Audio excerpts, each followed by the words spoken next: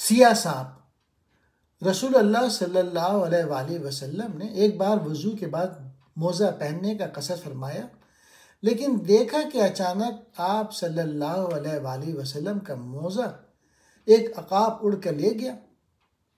آپ یہ ماجرا دیکھ کر حیران ہوئے۔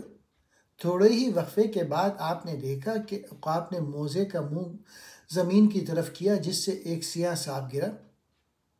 اس کے بعد عقاب نے رسول اللہ کی خدمت میں پیش کر عرض کیا، یا رسول اللہ، میں نے اس ضرورت سے گستاخی کی تھی کہ اس کے اندر ایک سانپ گھسا ہوا تھا۔ مجھے حق تعالیٰ نے آپ کی حفاظت پر معمور فرمایا، ورنہ میری کیا مجال تھی کہ آپ کے حضور ایسی بے ادبی کرتا۔ درس حکایت ہے، آئی ہوئی مصیبت کسی بڑی مصیبت سے بچانے کا ذریعہ ہوتی ہے، اس لیے حالات کو سپرد اللہ ہی رکھنا چاہیے۔